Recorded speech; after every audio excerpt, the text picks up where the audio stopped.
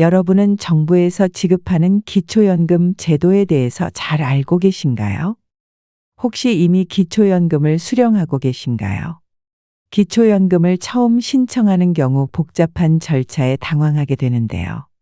그렇다면 이런 과정을 모두 거쳐 기초연금을 수령하게 되었다고 해도 안심할 수 없다는 사실도 알고 계신가요? 여기 올해만 65세 생일을 앞둔 박영수 씨가 있습니다. 하루 일정을 마치고 집에 돌아오던 길에 우편함에서 기초연금 신청 안내문을 발견했습니다.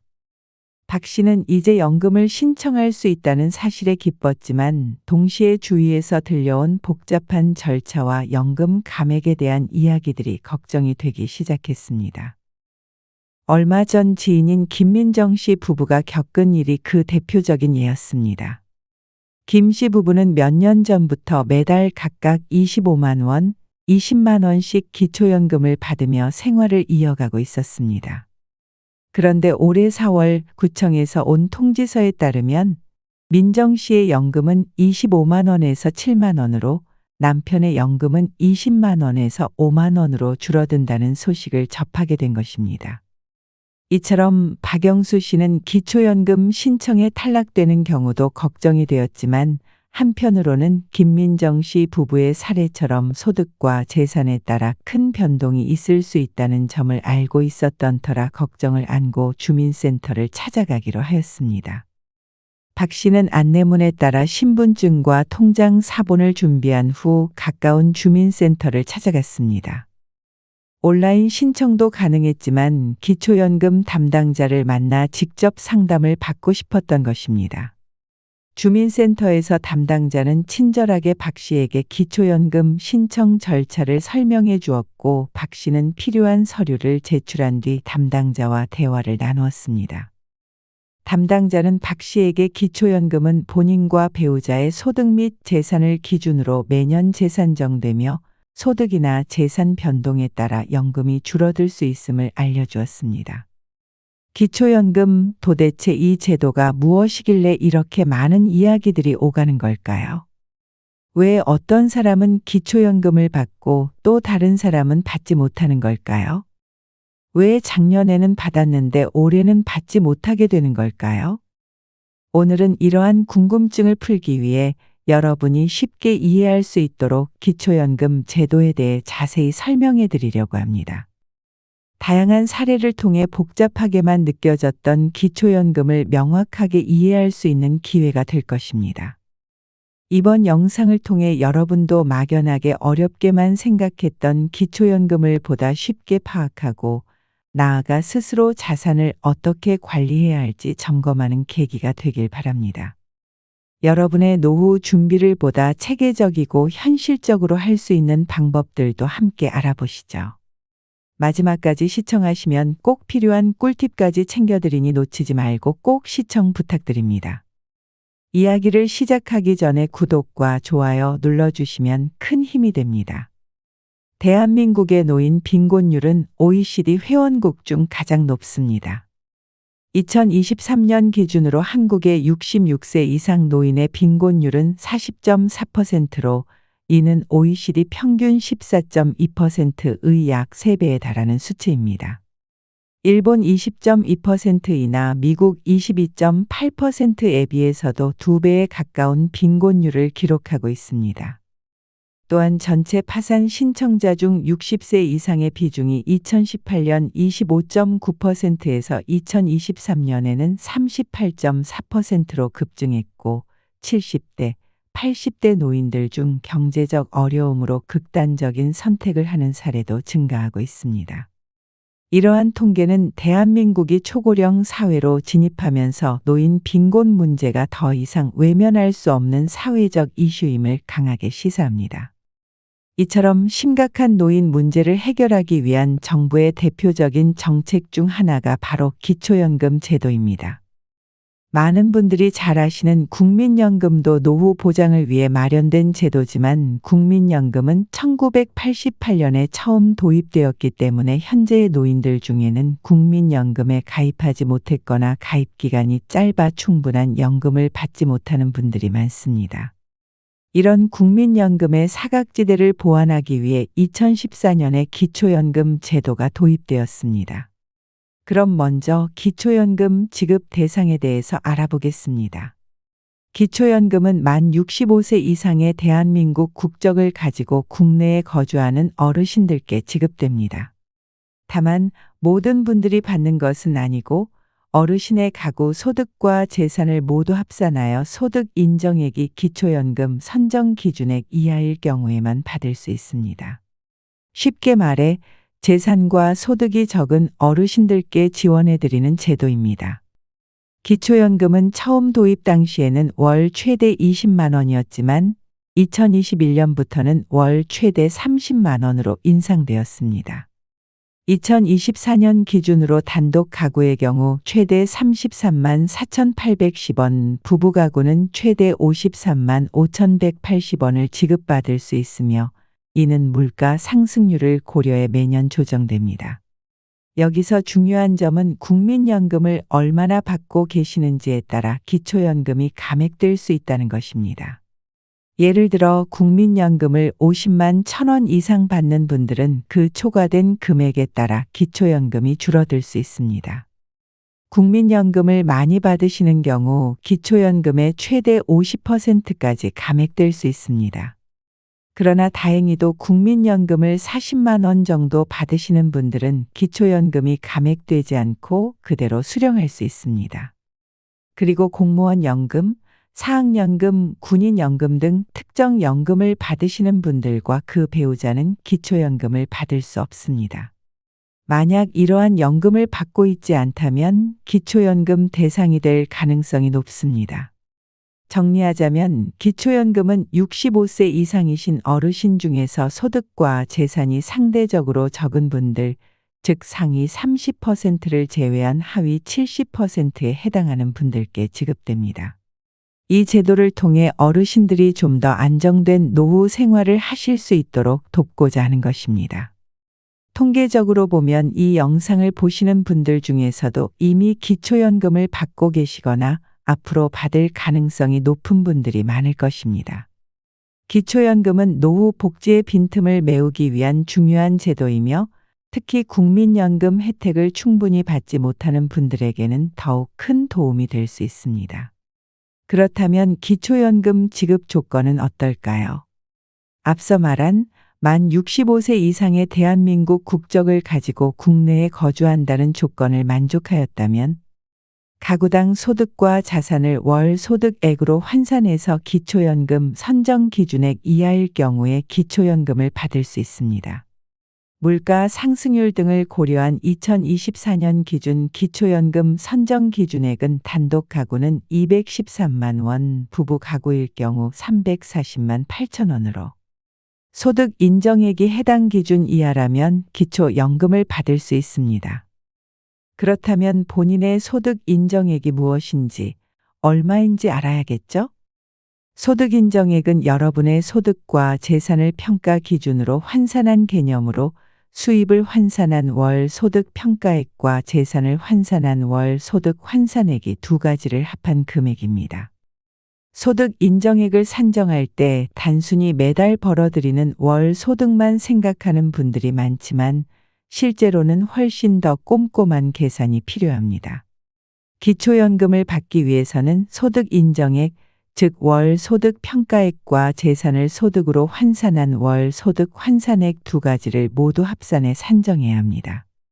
이 과정에서 여러분이 미처 고려하지 못했던 항목들 때문에 예상치 못하게 기초연금이 감액되거나 지급 대상에서 제외되는 경우가 생길 수 있습니다. 따라서 계산법을 정확히 이해하고 면밀하게 확인하는 것이 중요합니다.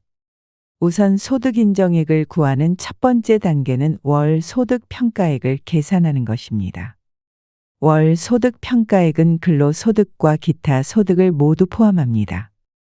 하지만 근로소득은 그대로 전부 반영되는 것이 아니라 일정 부분 공제가 이루어집니다.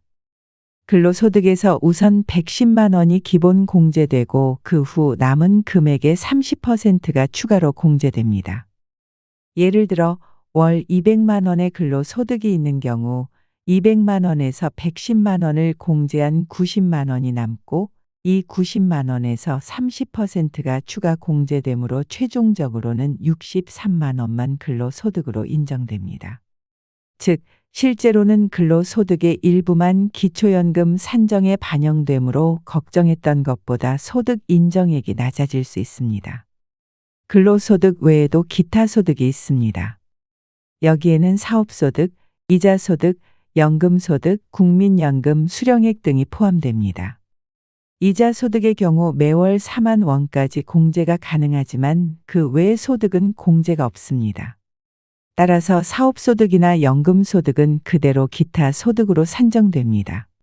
특히 국민연금의 경우 기초연금과 연계 감액 기준이 있는데 국민연금 수령액이 기초연금의 150%를 초과하면 기초연금이 감액됩니다. 2024년 기준으로 기초연금 1인 최대 금액이 33만 4,600원이므로 국민연금 수령액이 50만 1,000원을 넘으면 기초연금이 감액될 수 있습니다. 그렇다면 월 200만 원의 근로소득이 있고 매달 국민연금으로 30만 원을 받는 사람이 있다고 가정해 봅시다. 이 사람의 월소득 평가액은 어떻게 될까요? 앞서 계산했던 근로소득 인정액 63만 원에 국민연금 수령액 30만 원을 더하면 총 93만 원이 월소득 평가액으로 산정됩니다. 이렇게 월소득 평가액이 계산되면 이제 소득 인정액의 절반이 구해진 셈입니다. 나머지 절반은 재산을 소득으로 환산한 월소득 환산액을 계산에 더해주면 됩니다. 이제 소득 인정액을 완성하기 위해 나머지 절반인 재산을 소득으로 환산하는 과정을 살펴보겠습니다. 여러분이 가지고 있는 재산을 월 소득 환산액으로 변환하려면 일반 재산과 금융 재산의 평가액을 구해 더한 후 계산하게 됩니다. 재산에는 집, 자동차, 예금, 보험 등이 포함되는데요. 여기서 집과 자동차는 일반 재산, 예금, 보험은 금융재산으로 나뉩니다. 먼저 일반 재산을 살펴보면 집과 같은 부동산 가치는 지역별로 다른 공제액이 적용됩니다. 예를 들어 대도시에서는 1억 3,500만 원, 중소도시는 8,500만 원, 농어촌 지역에서는 7,250만 원이 부동산에서 공제됩니다. 금융재산은 예금이나 보험처럼 현금성 자산을 말하며 금융재산에서는 기본적으로 2천만 원이 공제됩니다. 만약 부채가 있다면 그 금액은 재산에서 차감됩니다. 예를 들어 주택담보대출이 있다면 그만큼 재산에서 빚을 뺀 후 계산하게 됩니다. 이렇게 각각의 공제액을 차감한 후 남은 일반 재산과 금융재산을 더해 최종 재산액을 산출하게 됩니다. 다음으로는 재산을 소득으로 환산하는 단계입니다. 재산을 소득으로 환산할 때는 연 4%의 환산율을 적용합니다. 즉, 앞서 구한 재산 합계의 4%를 곱한 후 그 금액을 다시 12개월로 나누면 월 소득 환산액이 결정됩니다. 그러나 여기서 주의해야 할 점이 있습니다. 4천만 원 이상의 고급 자동차나 골프, 승마 회원권은 기본 재산 공제 대상에서 제외되며 이들의 가치는 100% 소득으로 환산됩니다. 따라서 이러한 고가의 자산을 보유한 경우에는 기초연금 대상에서 탈락할 수 있다는 점을 명심해야 합니다. 이렇게 산정된 월 소득 환산액에 앞서 계산했던 월 소득 평가액을 더하면 최종 월 소득 인정액이 계산됩니다. 이 소득 인정액이 바로 기초연금 수령 여부를 결정하는 중요한 기준이 됩니다. 단독 가구는 월 소득 인정액이 213만 원 이하일 때, 부부 가구는 340만 8천 원 이하일 때 기초연금을 받을 수 있습니다. 지금까지 설명한 과정을 간단히 요약하자면 근로소득과 기타 소득을 합산한 월 소득 평가액과 일반 재산과 금융재산을 소득으로 환산한 월 소득 환산액을 더한 금액이 바로 월 소득 인정액이며 이 금액이 기초연금 수급 여부를 결정짓는 기준이 됩니다. 비록 계산 방법이 다소 복잡하지만 이렇게 기본 개념을 알고 나면 조금 더 이해하기 쉬울 것입니다. 기초연금을 받기 위해 소득과 재산을 어떻게 평가하는지 꼼꼼히 살펴보는 것이 중요하니 최대한 명확하게 설명해 드렸습니다. 이제 여러분이 쉽게 이해할 수 있도록 구체적인 사례를 통해 소득 인정액을 직접 계산해 보겠습니다. 수원시에 거주하는 1959년생 동갑내기 최영수 씨 부부를 예로 들어보겠습니다. 이 부부는 시가표준 4억 8천만 원짜리 아파트에 자가로 거주하고 있고 1억 원의 예금을 보유하고 있습니다. 또한 남편인 최 씨는 매달 국민연금으로 50만 원을 받고 있으며 은퇴는 했지만 계약직으로 여전히 일하면서 직장에서 매달 260만 원을 벌고 있습니다. 이 부부는 보유 중인 자동차로 중고 시세 500만 원 상당의 3000cc 승용차를 소유하고 있습니다. 최영수 씨 부부는 수도권의 자가를 보유하고 있고 여전히 소득 활동 중이라 과연 기초연금을 받을 수 있을지 궁금하실 텐데요. 그럼 이 부부가 기초연금을 받을 수 있는지 한번 계산해 보겠습니다. 우선 월 소득 평가액을 계산해 보겠습니다. 이 부부의 소득은 크게 세 가지로 나눌 수 있습니다. 정기예금에서 발생하는 이자 소득, 남편의 국민연금 수령액, 그리고 근로소득입니다. 1. 정기예금의 이자 소득, 보유하고 있는 1억 원의 예금에서 월이자 소득이 발생한다고 가정해 보겠습니다. 1억 원의 3% 이율을 적용하면 연이자 300만 원, 이를 12개월로 나누면 월이자 소득은 25만 원이 됩니다. 이 중 기본 공제 4만 원을 적용하면 최종적으로 이자 소득은 월 21만 원으로 평가됩니다. 2. 국민연금. 최 씨는 매달 50만 원의 국민연금을 받고 있으며 이는 기초연금의 감액 기준인 50만 1,000원 이하이므로 별도의 감액 없이 그대로 합산됩니다. 3. 근로소득. 직장에서 월 260만 원을 벌고 있는 경우 근로소득에서 먼저 110만 원의 기본 공제를 적용한 후 남은 150만 원에서 30%를 추가 공제합니다. 그러면 최종적으로 105만 원이 근로소득으로 평가됩니다. 따라서 월 소득 평가액은 이자 소득 21만 원, 국민연금 50만 원, 근로소득 105만 원을 모두 더한 176만 원이 됩니다. 다음으로 월 소득 환산액을 계산해 보겠습니다. 월 소득 환산액은 재산의 소득 환산액을 일반 재산과 금융 재산으로 나눠 계산합니다. 1.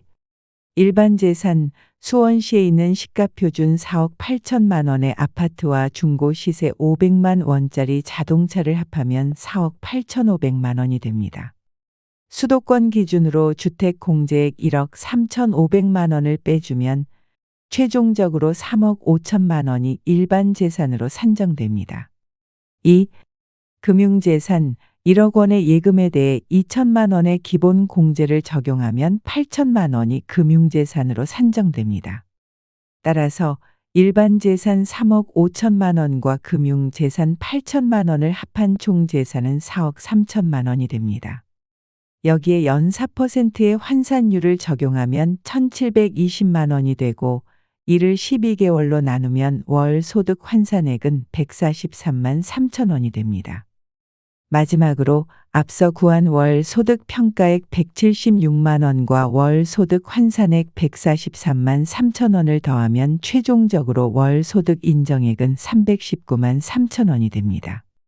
기초연금 부부 가구의 기준은 340만 8천 원 이하이므로 이 부분은 소득 인정액이 기준액보다 낮아 기초연금 수급 대상이 됩니다. 따라서 이 부분은 매달 최대 53만 5,600원을 받을 수 있습니다. 이처럼 소득 인정액을 계산하는 과정은 조금 복잡하지만 이렇게 구체적인 사례를 통해 함께 살펴보니 이해가 좀 더 쉬워지셨을 거라 생각합니다. 이 영상을 여러 번 반복해서 시청하시면서 소득 인정의 계산 과정을 필사하시는 걸 추천드립니다. 다소 복잡해 보이지만 한번 쭉 따라가 보는 것도 여러분께 분명히 큰 도움이 될 것입니다. 그래도 계산 과정이 어려운 분들은 복지로 홈페이지에 모의 계산 서비스를 이용하시거나 보건복지부나 국민연금공단에 전화 상담을 요청해 보시는 것도 좋은 방법입니다. 자, 그럼 이렇게 기초연금 수령 대상자가 되었다면 이제 안심할 수 있을까요?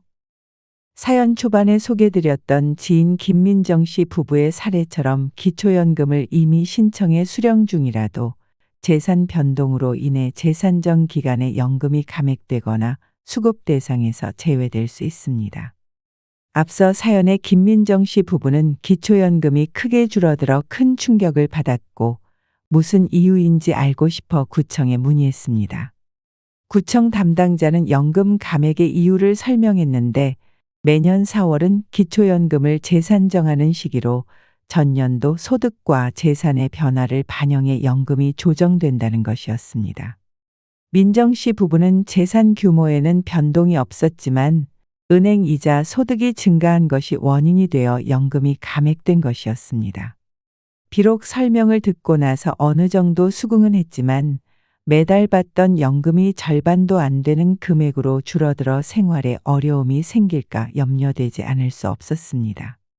사실 민정 씨 부부는 몇 년 전 기초연금을 신청할 때 소득과 재산을 꼼꼼히 점검하며 준비했기에 이런 결과가 더욱 당혹스러웠다고 했습니다. 당시 민정 씨는 남편과 함께 금융상품을 정리하고 국민연금 수령액 등을 모두 확인해 신청했었는데 최근 이자 소득이 예상치 못한 문제를 일으킨 것입니다. 이 영상을 시청하는 분들 중에 기초연금을 받고 계신 분들이 계시다면 꾸준히 문제없이 수령하기 위해 기초연금이 감액되거나 중단되는 대표적인 이유 5가지를 지금부터 알려드리겠습니다. 첫 번째는 소득의 증가입니다. 이자 소득, 사업 소득, 연금 소득 등 기타 소득이 증가하면 기초연금에 영향을 미칠 수 있습니다. 예를 들어 은행 이자가 오르거나 새로운 소득원이 생기면 소득 인정액이 늘어나 연금이 감액되거나 중단될 수 있습니다. 이러한 소득 변화는 연금 수급에 영향을 미치므로 소득 변동에 주의를 기울여야 합니다.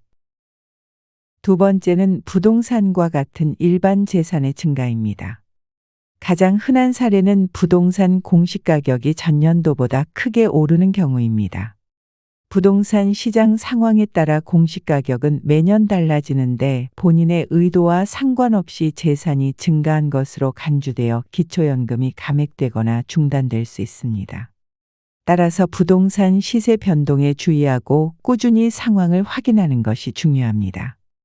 세 번째는 금융재산의 증가입니다. 노년기에는 금융재산이 크게 늘어나는 일이 흔치 않지만 예기치 못한 상황에서 변동이 생길 수 있습니다. 예를 들어 자녀들이 출가하거나 배우자의 사망으로 인해 큰 집을 팔고 작은 집으로 이사할 때 남은 돈이 금융재산으로 전환되면 일반 재산은 줄어들지만 금융재산이 늘어나게 됩니다. 그런데 금융재산은 공제액이 적고 소득으로 환산되는 비율이 높기 때문에 기초연금 산정 시 더 불리하게 작용합니다. 일반 재산은 최대 1억 3,500만 원까지 공제되지만 금융재산은 2천만 원만 공제되기 때문에 신중한 자산 관리가 필요합니다. 네 번째는 고급 자동차나 회원권 소유입니다. 차량 가액이 4천만 원 이상인 고급 자동차나 골프, 콘도 회원권을 소유하게 되면 기초연금 수급 자격이 중단됩니다. 또한 가출이나 실종 신고 후 30일이 지나거나 금고 이상의 형을 선고받아 교정시설에 수감된 경우에도 기초연금 지급이 중단될 수 있습니다. 다섯 번째는 해외에서 60일 이상 체류하는 경우입니다. 노년기에 여행을 즐기거나 해외에 사는 가족을 방문하다 보면 60일 이상 해외에 체류하는 경우가 생길 수 있습니다. 기초연금을 수급받는 중이라면 해외에서 연속 60일 이상 체류할 경우 기초연금이 일시적으로 중단됩니다. 이는 1년에 누적된 체류 기간이 아닌 한 번 출국 시 연속 60일을 넘길 때 해당합니다. 장기 해외 체류를 계획할 때는 반드시 체류 기간을 고려해야 합니다. 이 5가지 사항을 잘 기억해 두고 재산 및 소득 상황을 주기적으로 점검하면 기초연금을 안정적으로 수령할 수 있을 것입니다. 기초연금을 신청하시고 지급이 결정되면 매월 25일에 지정된 통장으로 연금이 입금됩니다. 만약 25일이 토요일이나 공휴일이면 그 전날에 지급이 이루어집니다. 사전 신청을 하셨다면 생일이 속해 있는 달부터 기초연금을 받게 됩니다. 예를 들어 생일이 10월이면 10월부터 연금을 수령하게 됩니다. 기초연금에 대한 여러 사례를 살펴보면 복잡한 규정을 몰라서 실수하시는 분들도 많습니다. 예를 들어 기초연금을 받기 위해 적금을 자녀에게 송금하는 경우가 있는데 통상 3개월 통장 잔액의 평균을 기준으로 금융자산을 계산하기 때문에 송금한 금액도 여전히 본인의 자산으로 인정될 수 있습니다. 또한 보유 자산에 대한 정부의 관리 시스템이 강화된 2011년 이후부터는 이러한 자산 변동이 모두 파악되니 주의해야 합니다. 기초연금 신청이 복잡하게 느껴지더라도 주민센터나 국민연금공단의 도움을 받아 쉽게 신청할 수 있으니 어려워하지 마시고 꼭 상담을 받아보세요. 2024년 기준으로 1959년생부터 생일이 있는 달부터 기초연금 신청이 가능합니다. 놓치지 말고 기초연금 수급 여부를 확인하시기 바랍니다. 여기까지 들어주신 여러분을 위해 기초연금을 신청할 때 꼭 알아두셔야 할 꿀팁 하나를 알려드리겠습니다. 바로 기초연금을 가장 효율적으로 신청하는 방법인데요. 작은 차이로도 놓칠 수 있는 부분들이 있으니 주의 깊게 들어주세요. 먼저 기초연금은 만 65세가 되는 생일이 속한 달의 전월 1일부터 신청할 수 있습니다. 예를 들어 1960년 3월 12일에 태어나신 분은 2025년 2월 1일부터 기초연금을 신청할 수 있습니다.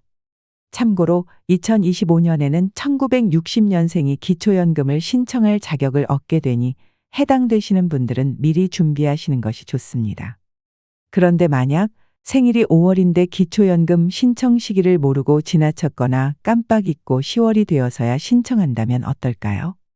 다행히도 신청 자격에서 탈락하거나 불이익을 받는 일은 없습니다. 기초연금은 1년이 지나든 5년이 지나든 언제든 신청할 수 있기 때문에 뒤늦게 신청해도 문제가 발생하지는 않아요. 하지만 여기서 중요한 점이 하나 있습니다. 바로 진작에 받을 수 있었던 연금을 놓치는 것입니다. 예를 들어 5월에 신청할 수 있었던 분이 10월에 신청을 하게 되면 10월부터 연금을 받기 시작합니다. 그 말인즉 5월부터 10월까지는 연금을 받지 못한 채 지나가게 되는 것이죠. 그리고 아쉽게도 이미 지나간 기간에 연금을 나중에 청구하는 것은 불가능합니다. 그래서 신청을 미루게 되면 그 기간 동안 받을 수 있었던 연금을 잃게 되어 심리적으로도 큰 손해를 본 것처럼 느껴질 수 있습니다. 그러니 별다른 이유 없이 신청을 미루지 마시고 귀찮다고 미루기보다는 신청할 수 있는 시기가 되자마자 바로 신청하는 것이 가장 현명한 방법입니다. 몇 달이라도 더 일찍 신청해서 그만큼 더 받으시면 나중에 후회할 일이 없겠죠? 신청 방법은 매우 간단합니다. 전국의 국민연금관리공단 지사나 주민센터에서 직접 신청할 수 있고 복지로 홈페이지를 통해 비대면으로 인터넷 신청도 가능합니다. 다만 인터넷으로 신청할 때는 공인인증서가 필요하고 추가 서류도 첨부해야 합니다. 인터넷 사용이 어렵거나 절차가 잘 이해되지 않는다면 직접 방문하셔서 도움을 받는 것도 좋은 방법입니다. 이번 기회를 통해 기초연금 신청 시기와 방법을 미리 숙지하시고 여러분의 소중한 노후 준비를 차근차근 진행하셨으면 좋겠습니다. 한평생 자녀들을 위해 헌신하고 자신의 노후를 충분히 준비하지 못한 분들에게 기초연금은 정말 큰 위로가 될 수 있습니다. 저도 이런 분들이 기초연금을 통해 조금이나마 안정을 찾으실 수 있기를 진심으로 바랍니다. 온라인에서도 기초연금에 대한 여러 의견들이 많습니다. 우리나라는 현재 OECD 국가 중 노인 빈곤율 1위라는 안타까운 현실을 마주하고 있습니다. 전문가들은 연금 사각지대를 없애서 노인 빈곤율을 낮추고 기초연금이 그 중요한 역할을 해야 한다고 이야기하고 있습니다. 현재는 만 65세 이상 노인 중 소득 하위 70%에게만 기초연금이 지급되다 보니 일부 전문가들은 잘 사는 노인에게도 연금이 지급되면서 진짜 필요한 분들이 충분히 혜택을 받지 못하는 상황이라고 지적합니다. 그래서 취약계층에 집중해서 대상자를 줄이고 연금액을 더 늘려야 한다는 의견도 있습니다. 하지만 또 다른 한편으로는 평생 성실히 살아왔음에도 기초연금을 받지 못하는 분들이 있어 기초연금을 65세 이상 모든 분들에게 공평하게 지급해야 한다는 목소리도 큽니다. 그 외에도 복수 국적자에게 기초연금이 지급되는 문제 등 연금 대상자에 대한 엄격한 기준과 관리가 필요하다는 지적도 종종 언론에서 다뤄지고 있습니다. 최근 정부는 국민연금 개혁을 추진하며 기초연금을 월 40만 원으로 인상하겠다는 계획을 밝혔습니다. 또한 생계급여를 받는 분들이 기초연금을 받을 때 일부 감액되었던 부분을 추가로 지급하는 방안도 제시했습니다. 이런 제도들이 현실적으로 개선되어 노후에 실질적인 도움이 되는 방향으로 나아가기를 진심으로 바랍니다. 오늘 영상에서는 기초연금에 대한 기본적인 정보를 안내해 드렸습니다. 우리 구독자님들께서도 기초연금을 미리 알아두셔서 나중에 더 안정된 노후를 준비하시는데 큰 도움이 되셨으면 좋겠습니다. 그리고 주택연금에 대한 영상도 함께 시청하시면 노후 자산 관리에 더욱 도움이 될 거라 생각합니다. 오늘 영상이 조금이라도 유익하셨다면 주변에 기초연금에 관심 있는 분들과 많이 공유해 주세요. 좋아요와 구독은 채널을 운영하는 데 큰 힘이 됩니다. 앞으로도 더 좋은 정보로 찾아뵙겠습니다. 감사합니다.